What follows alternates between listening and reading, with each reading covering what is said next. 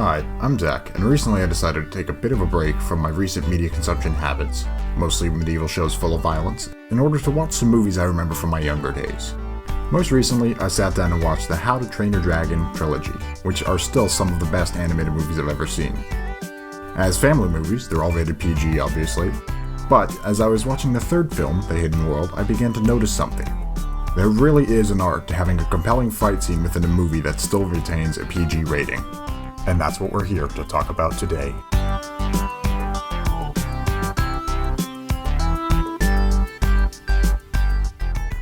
So first, let's get into why these movies work so well. Ideally, a well-written family movie will not suffer for the sake of broader appeal, and can easily keep both adults and children entertained. How to Train Your Dragon is a fantastic example of this. These films tell a compelling story in a way that keeps you invested in the characters and the world. You find yourself forming an emotional bond with the people on screen. Hiccup's story is very relatable, especially to those of us who grew up alongside him. I'm leaving a link to another video essay by Manning Franks that does an excellent job at explaining what I mean by this. It's also borderline impossible not to fall in love with Toothless, the friendly neighborhood dragon. I'm well aware I'm saying this as a grown-ass man, but Toothless is absolutely adorable. The amount of emotion he is able to express, just through body language and facial movement, is absolutely incredible. Huge props to the artist there. It really is a remarkable achievement in computer animation. Toothless is an incredibly sympathetic and expressive character, and is a major reason why these movies work as well as they do. These movies as a whole are absolutely top-notch, especially the first one. I had a blast watching it in theaters in 2010, and I was still very much entertained watching it now as an adult. Diving a bit deeper, all three films contain climactic battle scenes towards the end. There are some serious stakes present, even if they aren't typically life and death. Any good work of fiction relies on emotional attachment to raise the stakes, and these films are no exception. Characters we have grown to care about are at risk, and the natural human response is to worry when they go into battle. To us, because our favorite dragon and his friends are in danger, the fight is that much more important.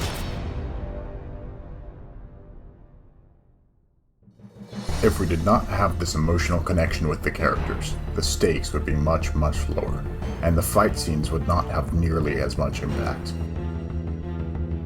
Rather than battle putting people we care about in harm's way, it would just be a rather family-friendly combat scenario. This is exemplified in the battle at the end of the third film.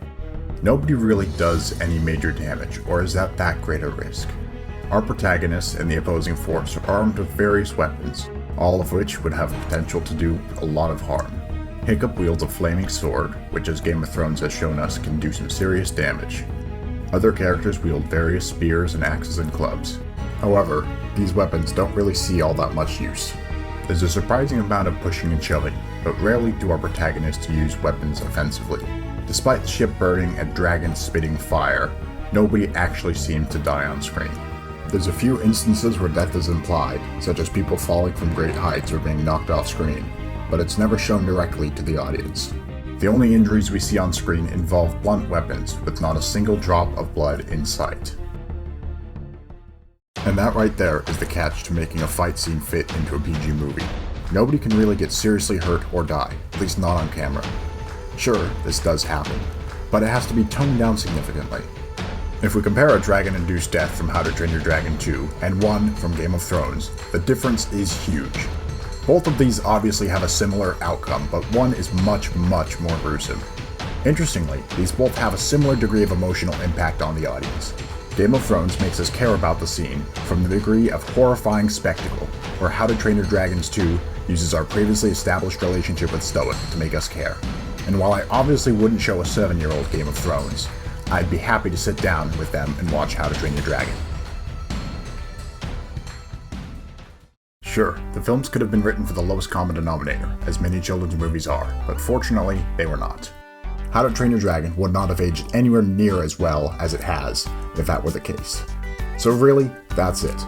The secret art of the PG fight scene is making us genuinely care about the characters involved. With a genuine emotional attachment to the characters, it's easy to maintain a high level of intensity without a high level of actual violence. These films manage this exceptionally well. They have their fair share of powerful, edge-of-the-seat moments and battle scenes where you will genuinely fear for Hiccup, Toothless, and the gang. but they are still completely family friendly.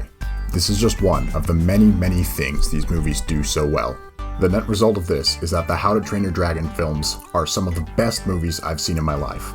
These movies are absolutely timeless, and I have no doubt people will continue to watch and enjoy them for years to come.